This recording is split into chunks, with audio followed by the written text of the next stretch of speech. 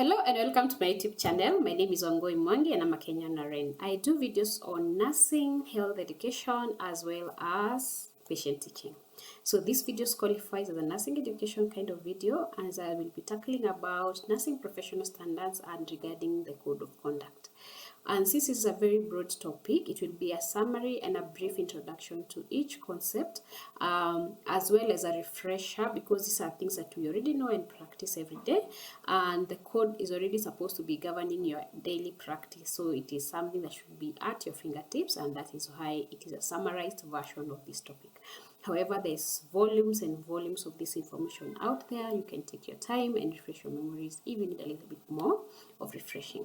So if this is your first time here, please take your time to subscribe and hit the bell icon so that you're notified every time I upload an informative video such as this one, because I do so many of these videos and it will help me grow. So, and if you're a returning subscriber, thank you so much for assisting this channel to grow and for supporting me as a person. So thank you, and let's start in this topic. So what are standards? Standards are professionally developed expression of the range of acceptable variations from a norm or a criterion. They can be defined as the benchmark of achievement, which is based on a desired level of excellence. And all standards of practice provide a guide to the knowledge, skills, judgment, and attitudes that are needed to practice safely. So they reflect a desired and achievable level of performance against which actual performance can be compared. And the main purpose is to promote, guide, and direct professional nursing practice. And this is something that has been set down by the Registered Nursing Association of BC and the College of Nurses of Ontario, and that was in 2002. So as an introduction, professional standards describe the competent level of care in each phase of the nursing process. So we know the nursing process have 5 steps, and each of those 5 steps are governed by the professional code of standards. So these reflect a desired and achievable level of performance against which a nurse's actual performance can be compared. The main purpose of the professional standard is to direct and maintain safe, clinically competent nursing practice. These standards are important to our profession because they promote and guide clinical practice. And then professional nursing standards are also used to provide a framework for developing clinical competency checklists or proficiency evaluation for a specific clinical unit or employer. So what is the importance of nursing standards? They outline the professional expectations for its members.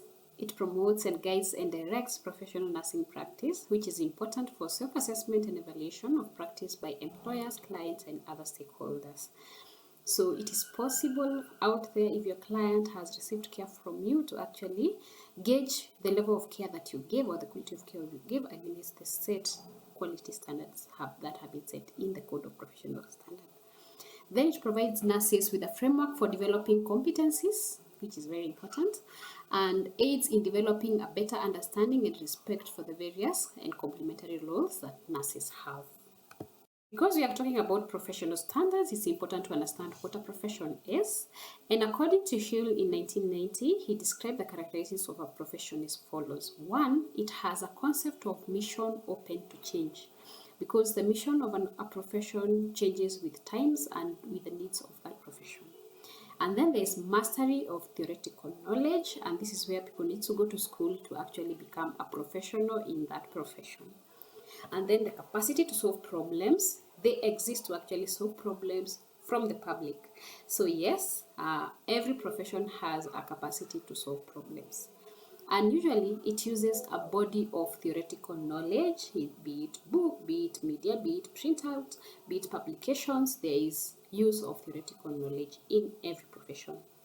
Then there's continued seeking of self-enhancement by its members, and this is where every member of a profession is required to keep up to date with the information, to keep up to date with the trends that are actually happening in that profession, and improve their care and their practice at all times. And then there is formal training, which is very important for that profession. So other characteristics of the profession, number 7, we have there's a credentialing system to certify competence. So once, for example, you have gone through the the system of the formal training, then you are able to actually now get into the system and actually get your certification or your credentials to actually prove that you're actually a professional in that field. Then there is creation of subculture, and because every profession is unique in their own way and provide solutions to different problems, then a subculture has to be formed by the profession. Then number 9, we have legal reinforcement of professional standards. You are actually held by law to provide that kind of standard of care or whatever for as long as you're in the profession. For example, we have the duty to care in the medical profession. So for nurses, if the patient can actually prove that you had the duty to care, and probably they are claiming you have done a negligent act against them, then that can actually be held legally and a suit can actually be opened, and court of inquiry, a system of inquiry by the board, by a nursing council, and that can actually go that way until be able to tell whether there was wrongdoing on your part for this client. Then there is ethical practice, and this is keeping the client's best interest always at heart for all your actions and behavior while you are in the professional suit. Then we have penalties against incompetent and unethical practice, and this is very clear and straight to the point. Then we have public acceptance, because we know immediately you see somebody from a certain professional, let's say a policeman, you're able to tell that by their uniform, you're able to expect and accept them for being a pillar of hope or of service to you, and we respect them because of that, and there's that public acceptance. Then we have role distinctions that differentiate professional work from that of other vocations and permit autonomous practice. That is self-explanatory. And finally, there is service to society. That is why it actually exists. So the other thing that we need to discuss is about the professionalization of nursing, because nursing wasn't always a profession like we know it. Things have gone and processes have happened to ensure that this occupation has become a professional or has gained the professional status. So the status of nursing as a profession is important because it reflects the value society places on the work of nurses, or the work nurses do, and the centrality of this work to the good of society. So a profession is characterized by prolonged education that takes place in a college or university. Of course, we have nursing school, we have nursing colleges, we have universities that will have different nursing programs, and this is what they mean by that. Then there are values, beliefs, and ethics relating to the profession that are an integral part of the education preparation. So it is very hard for you to say you are a nurse if you haven't gone through this training, you haven't gone through the credentialing, and you haven't been registered and licensed to practice by the nursing council or the body that regulates nursing in that country or in that area. Then by definition, a professional is autonomous in decision making and is accountable for his or her own actions. Therefore, it is hard for a professional nurse to say, I did this because it was written that way by the doctor. If, for example, a medication was written and it was in the wrong dosage or the wrong drug for that client, it is in your autonomy to actually know that this medication is wrong, I will not give it. Or if you're not sure, you confirm before you administer. Because at the end of the day, you'll be held accountable for all your action or in your professional capacity. Then, professional nursing practice involves specialized skills essential to the performance of a unique professional role. The two main concepts that are in the forefront of professional nursing and its services are accountability and autonomy. You have to be accountable for all your actions, and you will act autonomously, meaning you are able to say that this is a procedure I have done, or I assisted this, or we did this with nurse so and so, if it's a nurse's procedure.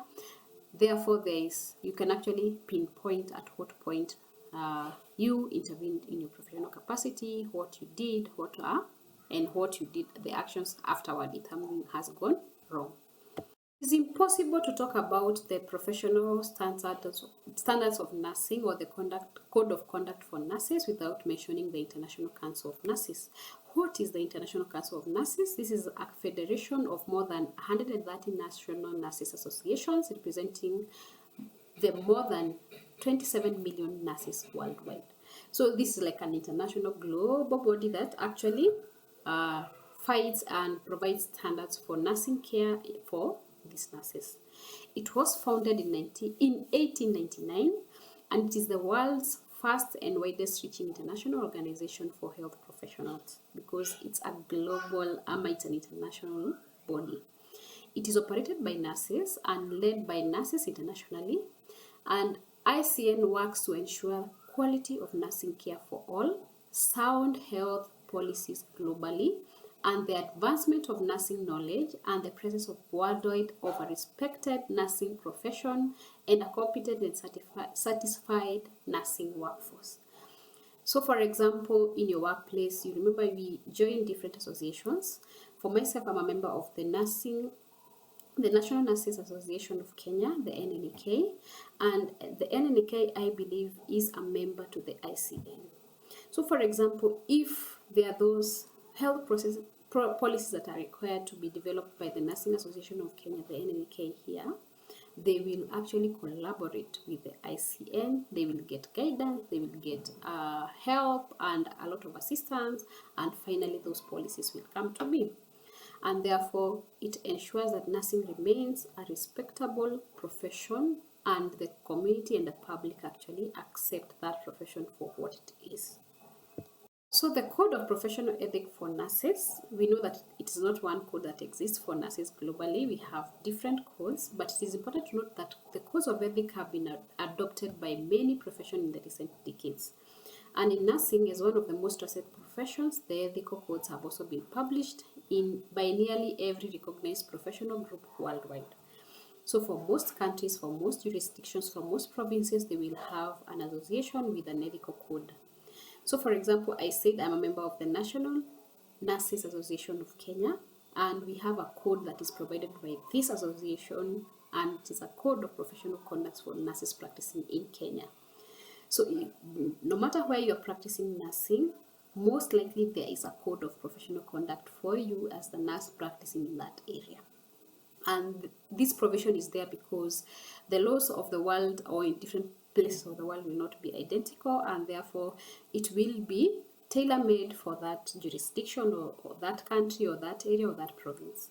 So nurses are responsible to provide their clients or patients with high quality care. This is demanded of you. When you became a nurse, or when you pursued nursing as a profession, you should have known that you will be providing high quality care. They are undoubtedly confronted with various ethical challenges in their profession, because not everything else will be written down. There are situations that will come and they will shock you because they are just new, but you have to act at that point. So the nurses should be familiar with ethical codes of conduct and the essentials of ethical decision making, because some points will demand ethical decision making where there is nothing that we know that is provided in the code or written down training that we have gone through, but then an action is needed for that client at that point in time.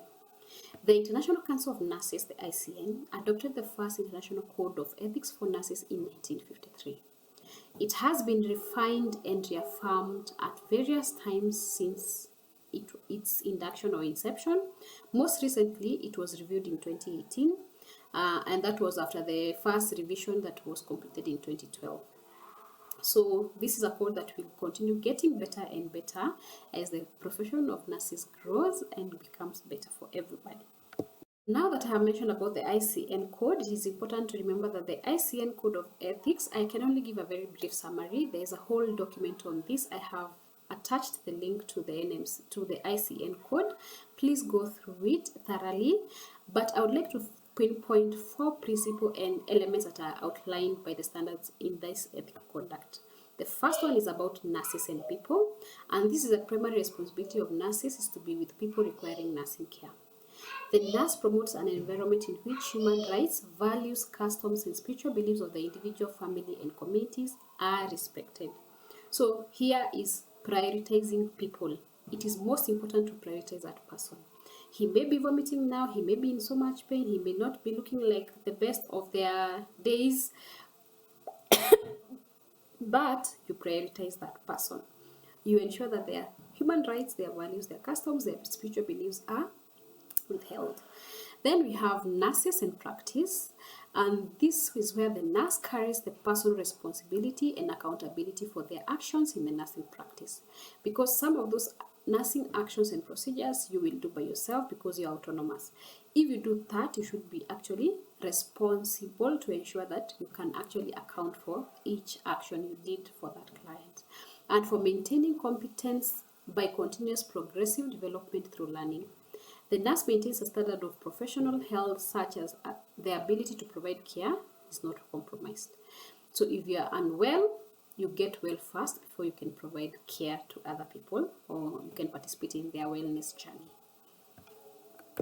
Principle number 3 is about nurses and the profession, and this is where the nurses assume the major role in determining and implementing acceptable standards for clinical nursing practice, management, research, and education.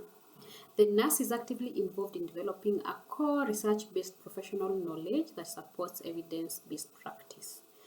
So evidence-based practice is a big thing here, and the nurse acting through a professional organization participates in creating a positive practice environment and maintaining safe, equitable social and economic working conditions in nursing. So depending on what level of nursing you practice, whether at the bedside, management level, or you're a nursing educator, or you're a nursing researcher, or you practice nursing as a travel nurse, you have a role to actually grow the profession and create trust to that profession to the public.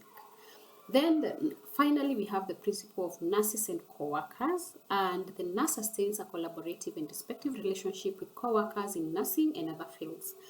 The nurse takes appropriate action to safeguard individuals, families, and communities when a co-worker or any other person endangers their health. The nurse takes appropriate action to support and guide co-workers to advance in ethical conduct. So that means that you cannot just see someone doing the wrong thing and just remain silent. If you see someone doing the wrong thing, it is important to either teach them how to do the right thing, alert your supervisor depending on the danger they are putting the patients into. Because remember, we have to prioritize people, practice effectively, and preserve safety while promoting professionalism and trust. So if you notice someone being unsafe or practicing nursing unsafely, it is important to alert somebody, either the regulatory body, the governing body of nursing, your supervisor, the person themselves, by trying to help them actually see what they were doing wrong and how they could do it better in the future. So when talking about the code of conduct, I would like to talk about the NMC Code of Nursing Conduct, or Professional Ethics. And this is the Nursing and Midwifery Council of the United Kingdom, the NMC UK. It's an organization which regulates nurses, midwives in the United Kingdom, as well as nursing associates in England. I do love the NMC code because it is very elaborate and very well written. It is quite easy to understand and it applies to most nursing scenarios and settings everywhere in the world. However, it is made for the UK and the countries within the UK. So they set standards and hold a register to quality assure education and investigate complaints. That is what the NMC does. So the role of the NMC is to set standards in the codes, but these are not just the NMC standards, but they are the standards that patients and members of the public have communicated to the NMC that they expect from the healthcare professionals. So these standards are shown every day by those nurses registered by the NMC in the NMC register. So the Nursing and Midwifery Council exists to protect the public, and there are 4 components of the code, and these ones have different domains and different action points, but the most important thing, it has 4 things that we need to remember. First is prioritize people, and this means that you have to act in the person's best interest. You have to ensure that they have consented for that care, they are getting the appropriate care, they know the options they have, and they also have the right to refuse care. And in the event that they're in their worst of their worst situations, it is not about you to judge them, but to accept them and let them be involved and participate in their care. So at the end of the day, practice safely. Practice effectively is the second point, and this is where you do your best to work as you have been trained for this job and remain within that code.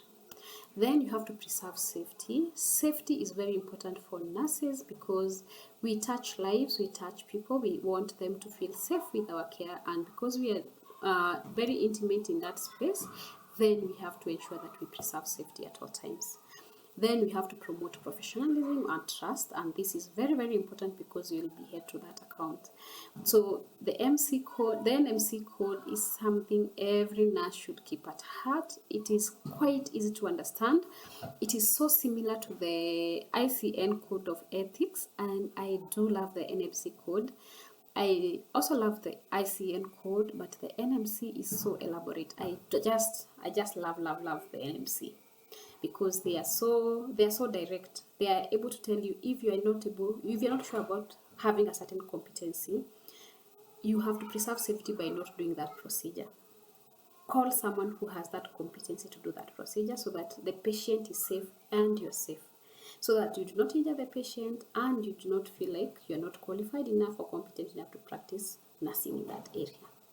So anyway, there's a lot of beauty in this code, and if you can, I have linked the bio down here below, so please go through it. This is just a few points that I have summarized, but there is so much interesting details that you need to know. So let's continue. Some more things I have summarized from the MSc Code of Conduct summary is the following. Care of the patient is the primary concern of the nurse. So you have to treat patients as individuals. Do not discriminate based on age, race, sex, gender, whatever.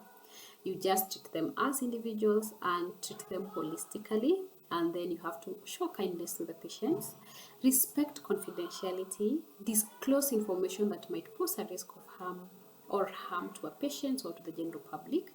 So because despite having confidentiality and the patient being entitled to confidentiality, we are allowed to do shared confidentialities, and if someone shares something that is actually harmful to the public or to themselves with you in confidence, you are required by law to actually inform the authorities, inform your supervisors, inform your in charges, so that that thing is dealt and everybody remains safe. Remember, you have to preserve safety at all times.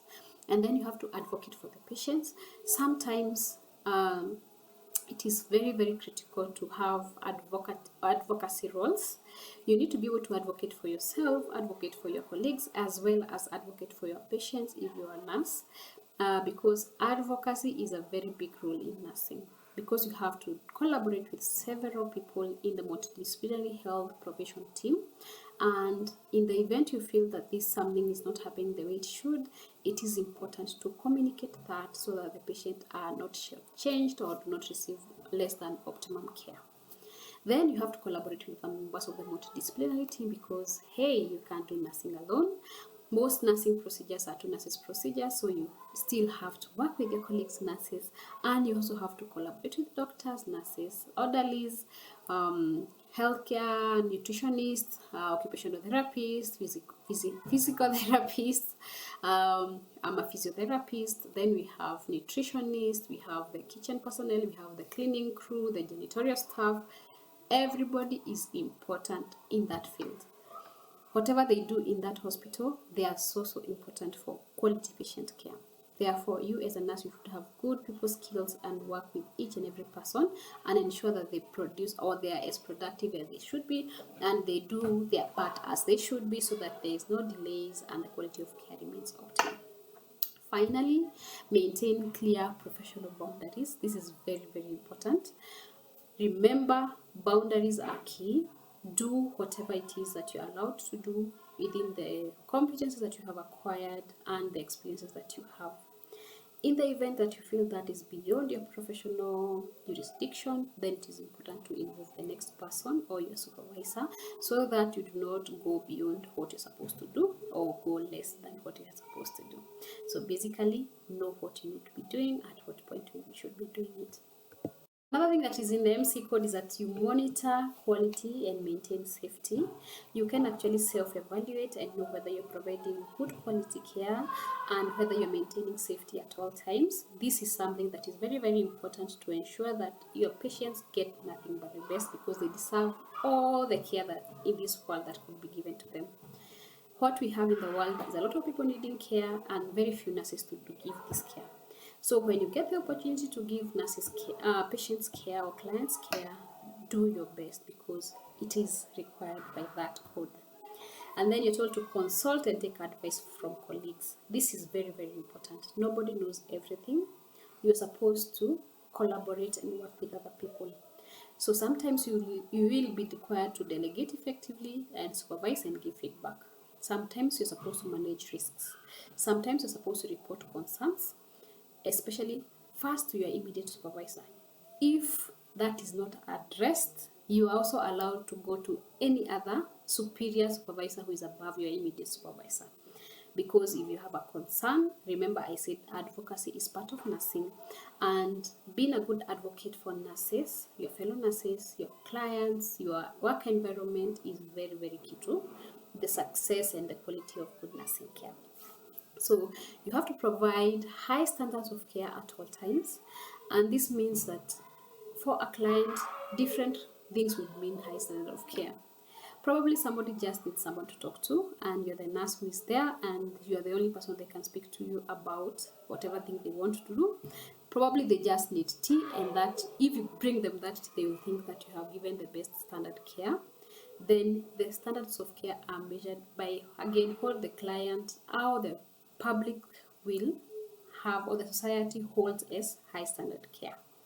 So then evidence-based practice is very, very important based on the most current research for effectiveness and efficiency. So yeah. So now that we have talked about the Nursing Practice Acts, it is important to know that nursing requires specialized knowledge, skill, and independent decision making. The practice of nursing involves behavior, attitudes, and judgment, physical and sensory capabilities in the application of knowledge, skills, and abilities to the benefit of the client. So the Nursing Practice Act gives authority to regulate the practice of nursing and the enforcement of law to an administrative agency that is charged with maintaining the balance between the rights of the nurse to practice nursing and the responsibility to protect the public health, safety, and welfare of its citizens. So usually, remember I said there are different codes for different jurisdictions. So let's say for different countries, mostly, let me use countries because that is a better unit. You'll find different countries will have different nursing councils or nursing boards.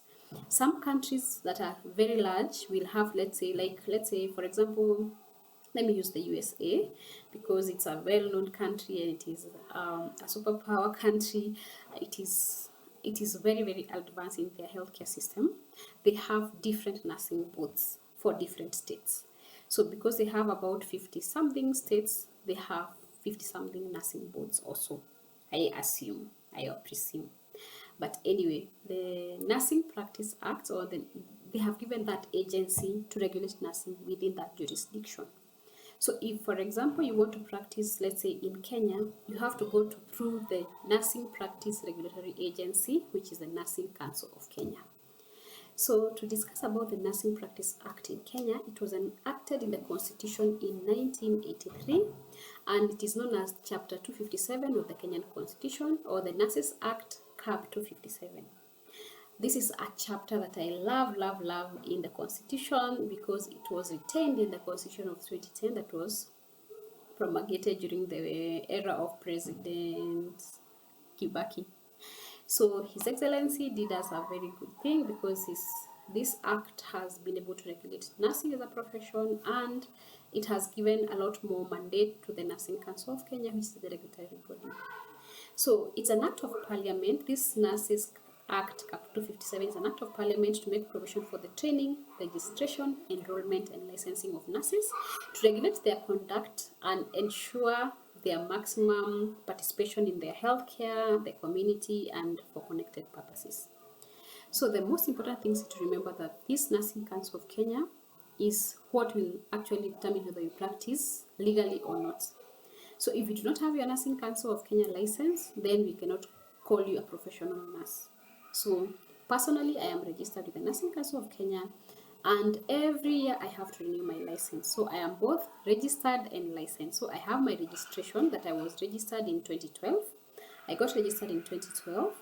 But then before then I was still practicing nursing as a student and a mentorship because I had to go through a 1-year internship. But this is something, I had something called provisional license to practice when I was doing my internship, because it helped me, because I was actually dealing with clients as though I am a qualified nurse. So the law requires that you have to abide by this agency because it actually regulates nursing in Kenya. So I cannot speak about the standards of nursing or the professional standards of conduct for nurses without mentioning the Nursing Council of Kenya, because I practice nursing in Kenya and I'm an RN in Kenya. For you to say you are a registered nurse in Kenya or an enrolled nurse in Kenya or whatever kind of nursing you are, you have to go through the Nursing Council of Kenya. They have to know that program that you took. They have to actually even accredit your institution for training, because some colleges have been stopped with their training and all those students had to either look for other nursing programs. So the mandate of the council is to make provision for training, registration, enrollment, licensing of nurses, to regulate their conduct and to ensure their maximum participation in the healthcare of the community and for connected purposes. So everything in between. So following the promulgation of the Constitution of Kenya in 2010 and amendment of the Nurses Act Cap 257 in 2011, efficient service delivery became the essence in meeting clients' expectations. So it is important every time you're doing nursing jobs or procedures or you're dealing with clients to actually remember what is in the best interest of these clients.